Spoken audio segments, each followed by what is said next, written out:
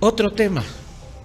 ¿Se acuerdan el vicepresidente hablando, carajo, Tarquía no se toca allí en Tarija, ¿no? Bueno, ¿Cómo que no estaban en Tariquía? ¿Cómo que estaban 1.5 kilómetros? ¿Cómo que no iban a afectar Tariquía? bueno. Cuando estás buscando el protagonismo político, no sé si electoral, porque ya ganó la elección, ¿no? Ya no está en campaña, aunque él no deja estar en campaña. Hay colectivos y nosotros nos manifestamos, ¿no? Tarquía no se toca, por Dios, es un reservorio importante. Y hemos hablado con gente de Tarija, con activistas y demás. Pero hoy corresponde al periodismo dar el otro lado de todo esto. ¿Y cuál es el otro lado de todo esto? ¿Cómo funciona la actividad hidrocarburífera en el mundo? Les había presentado una entrevista vía Zoom con un boliviano que trabaja en Dubái. Sí. Hoy les presento, en referencia a Tarquía, justamente, lo que nos dice este experto.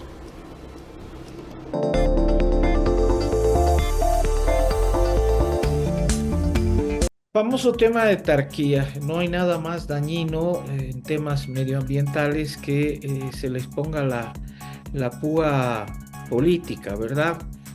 Quiero dar la bienvenida a un amigo del programa, querido Abel, un placer tenerte acá. Cuéntanos, ¿cuál es la neta, como dicen los mexicanos, en referencia a este caso en particular? ¿Cómo estás, Juan Carlos? Y a través tuyo un saludo a toda tu audiencia.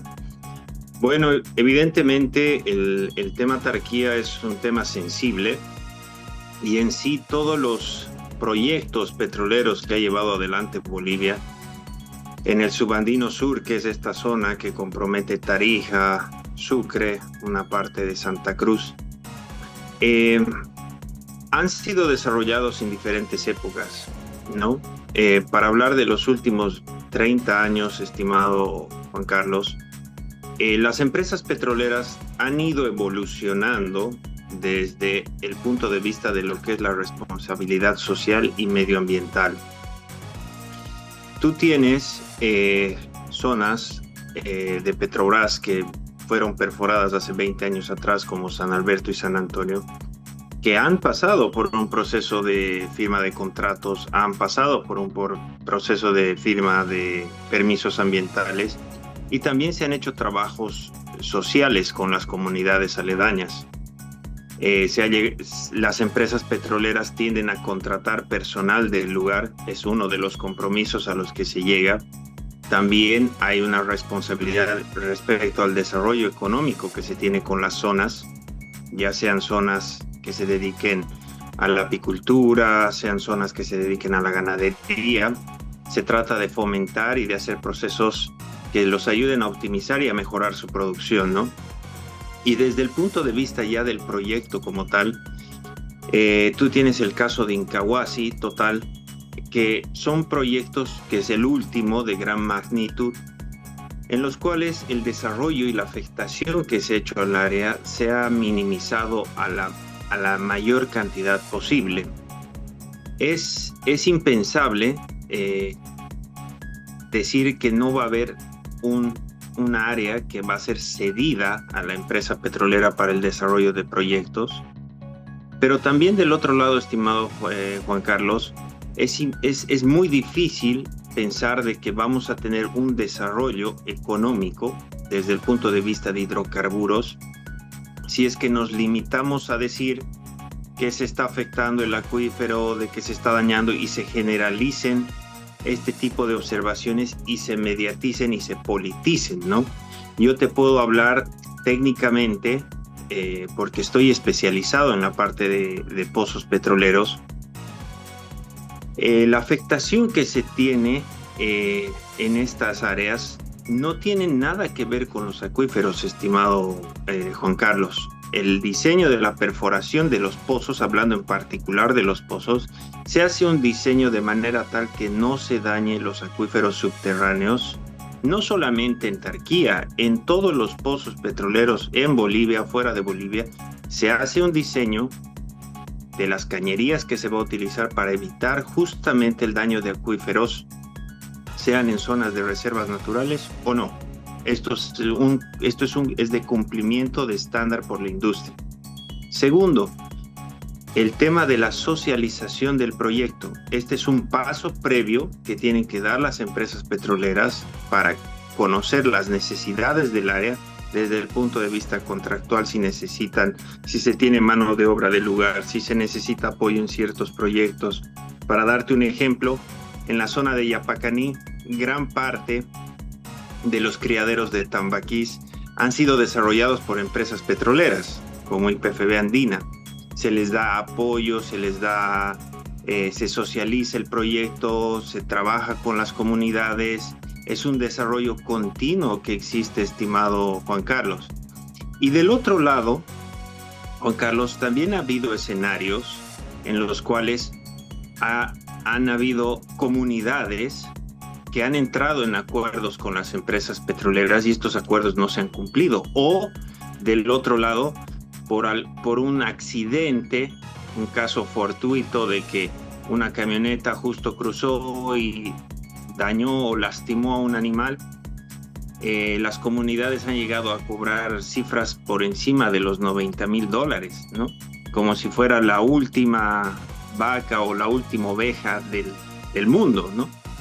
Entonces, este tipo de cosas es algo que se tiene que poner en la balanza. Ahora, entrando específico en el tema Tarquía, es evidente de que Petrobras, para entrar a hacer los trabajos en Tarquía, tiene que haber obtenido la socialización, que es algo que se tiene que demostrar, tiene que haber tenido el permiso ambiental para iniciar las operaciones de perforación que todavía no se han iniciado, y hay que también entender de que los permisos ambientales toman entre 1 año a 1 año y medio, ¿no? Y estos contratos son tratados en la asamblea. Entonces el contrato de esta zona no ha sido en el gobierno de Rodrigo Paz. Este es un contrato que se ha tratado en la anterior gestión. La permisología para ingresar al lugar se ha tratado en la anterior gestión.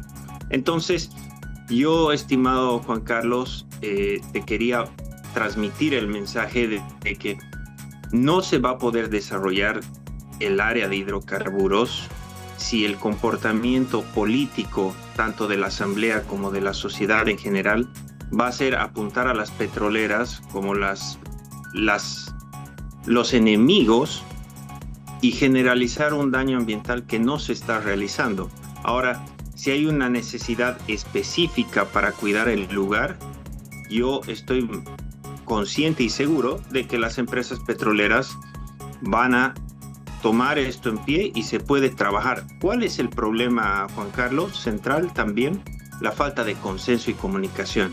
Estamos comunicando muy mal en el tema de los proyectos, en el tema de los pasos a seguir, en el cómo socializar, cómo YPFB debería apoyar al caso de Petrobras para socializar esto.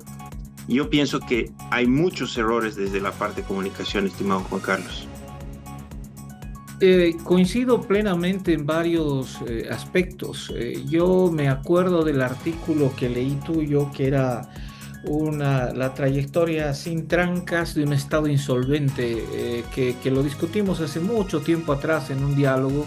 Tú eres un experto en el área, conoces de la industria y sabes que la industria más bien le están rogando, no está rogando por entrar a un lugar, porque Bolivia no es pues el dueño o el poseedor de la última Coca-Cola del desierto. Es uno de tantos países que quisieran tener importantes dosis de inversión que el Estado no las puede hacer.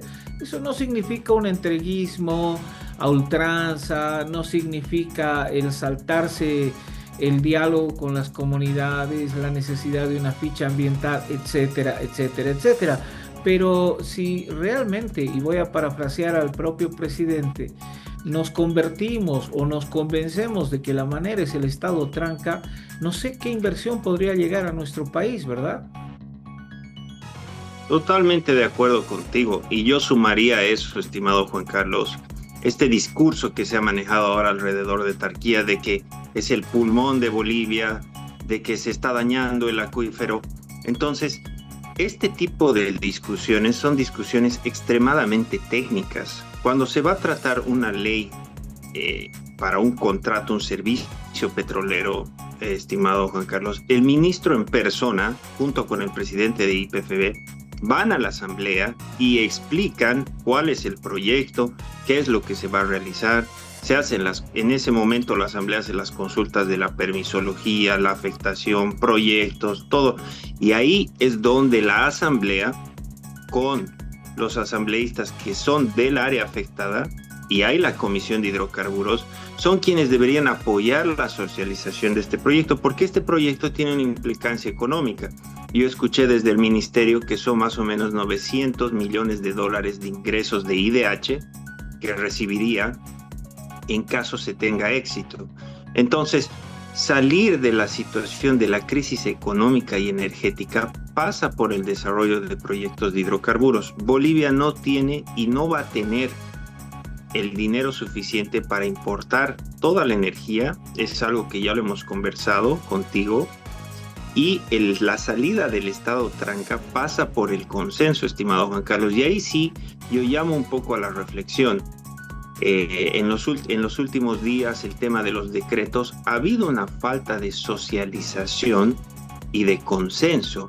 Yo pienso que estas trancas que se están dando entre la Asamblea, el Ejecutivo y algunos sectores de la población están netamente basados a la falta de comunicación.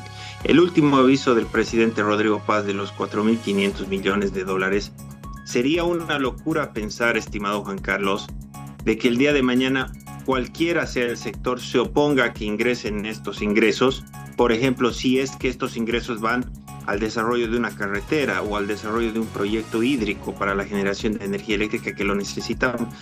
Pero si no comunicamos bien, si se maneja una línea discursiva política que dice que va a afectar una de las cuencas, con seguridad de que lamentablemente la gente que vive en la zona, que sería entre comillas la afectada por la falta de información, va a tomar una decisión política impulsado por otros sectores y vamos a seguir siendo ese estado tranca que nunca encuentra su norte, ¿no? Ahora, hay que reconocer que en esto hay potenciales gatilladores. Colectivos ambientalistas muy bien financiados, porque hay que ser honesto, tienen ONGs que han entendido que la tierra se tendría que mantener prácticamente intangible, ¿no? Y de alguna manera no debería hacerse y desarrollarse nada, ni una represa, ni absolutamente nada.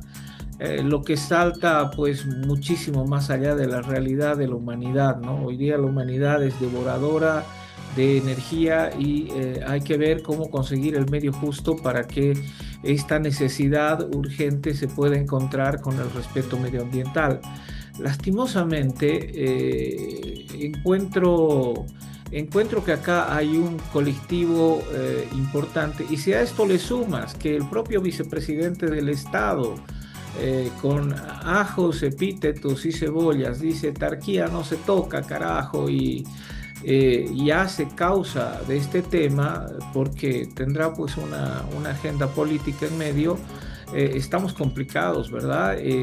Hay una especie de necesidad de informarse, necesidad que no es resuelta lastimosamente por el gobierno nacional, mostrando un talón de Aquiles muy difícil en su capacidad de comunicar, pero necesidad también que encuentra serias debilidades en estas agendas alternativas que no precisamente son ambientalistas, ¿no? Correcto, estimado Juan Carlos. Yo te comento de que esa falta de información activa esos gatilladores, y la gran pregunta es, yo veo muchas conferencias de prensa a diferentes sectores, sobre todo del área política, en la cual les preguntan qué es lo que está pasando en Tarquía, ¿no? Hablan de los recursos hídricos, hablan del pulmón, de todo el ecosistema, pero nadie pregunta el cómo. A mí me gustaría que aquellos sectores que hacen mención a esto me explicaran cómo se va a afectar al sector por ejemplo, a los recursos hídricos de Tarquía. ¿Cómo? Por la perforación de pozos. Te acabo de mencionar que el diseño de esos pozos, y lo pueden socializar, tienen todas las precauciones para evitar ese daño. Del otro lado, si me dicen que la contaminación va a ser dada durante la producción, tampoco es así. Hoy día la industria, estimado Juan Carlos, ha avanzado tanto que se han desarrollado proyectos de captura de carbono. Parte de todos los financiamientos que van a llegar al país están siendo liderados el cambio energético por las empresas petroleras. Tienes empresas como Repsol que invierten en parques eólicos en Chile. Tienes empresas que hoy día, dado el Acuerdo de París, tienen que publicar de manera anual qué cantidad de CO2 están emitiendo y qué cantidad de CO2 están capturando. ¿Cómo lo hacen esto? Tecnologías de captura de carbono en las plantas de producción, en las termoeléctricas, proyectos de reforestación, y ahí es donde vienen los bonos verdes. Bolivia tiene una gran oportunidad de bonos verdes, de atracción de capital, y estos bonos verdes tienen que ser la balanza que las empresas petroleras muestran para que puedan tener la continuidad de sus inversores y de los intereses y tratar de llegar al Acuerdo de París. Yo produzco una cantidad de toneladas de CO2, las mido y aparte genero proyectos de captura de carbono y las mido. Entonces estamos perdiendo una oportunidad inmensa con un discurso político de contaminación, como si estuviéramos perforando en la década de los 70, donde no se tenía ninguna precaución medioambiental, no se tenía ningún desarrollo de políticas de apoyo a las comunidades. Entonces, el llamado va por ahí, estimado Juan Carlos, y aprovecho para tocar el punto. No sé si has estado visualizando, pero ya lo han anunciado muchos analistas respecto a la escasez de GLP que se pronosticaba y ya se está viendo en el mercado.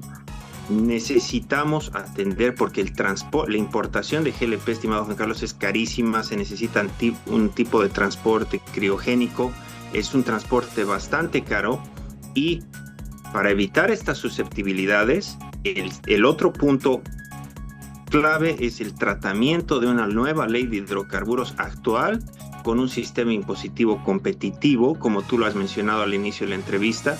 No somos la última Coca-Cola del desierto, necesitamos dar condiciones competitivas para que la inversión aterrice, porque de otra manera la escasez que hemos visto del diésel y la gasolina se va a trasladar al GLP y al gas natural, y vamos a necesitar dólares que Bolivia hoy no tiene, porque necesitamos reactivar todo el sistema productivo, llámese agrominería, pero todos ellos necesitan energía. Si no hacemos esto, estimado Juan Carlos, las proyecciones del país van a ser muy difíciles de llevar adelante, y estas inversiones, como han sido anunciadas del BID, necesitan seriedad y seguridad jurídica, al igual que las inversiones privadas que tendrían que llegar desde el sector, no solo hidrocarburos, todos los sectores, ¿no? A ver, tú eres del sector y más allá de subjetividades políticas, subjetividades medioambientalistas, yo he ayudado y ayudo a muchos colectivos ambientalistas. Yo creo que tenemos que dejar el ortodoxismo y escuchar técnicamente el tema.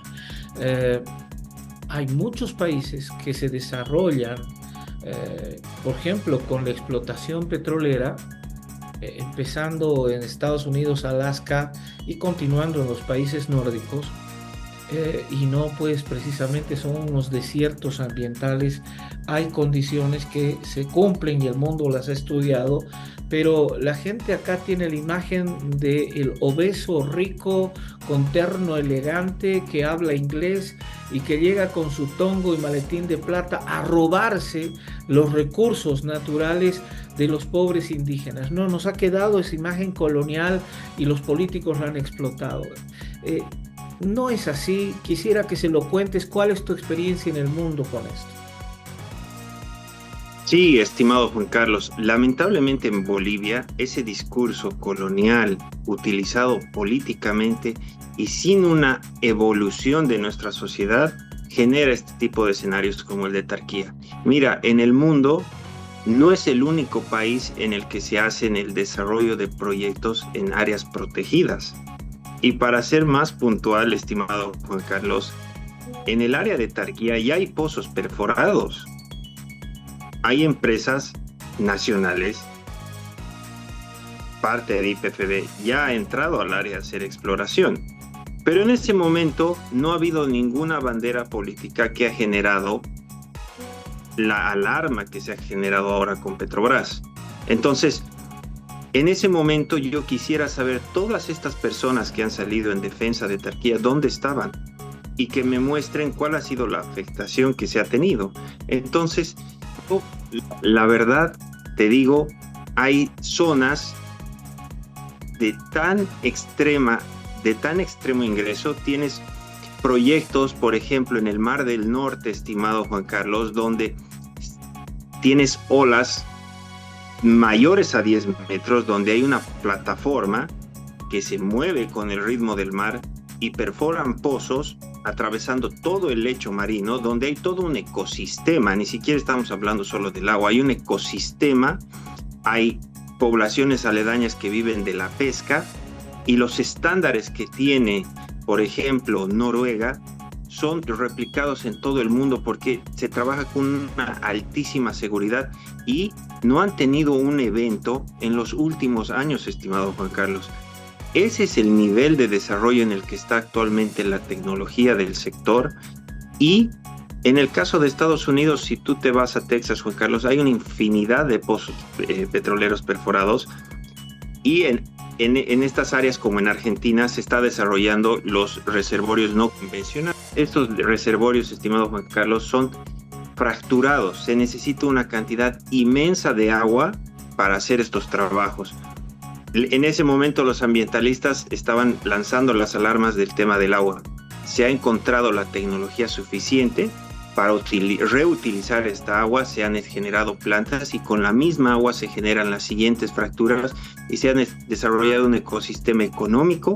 Se incrementa el PIB del país, se lleva adelante las actividades petroleras y se tiene la responsabilidad social y medioambiental que corresponde en base a la legislación, no solamente del país. Las legislaciones y los estándares internacionales de las empresas petroleras, estimado Juan Carlos, son mucho más altas que las del país, porque estas empresas que están hoy en Bolivia no solo operan en Bolivia, y sus estándares son muy altos, mucho más altos que la legislación boliviana.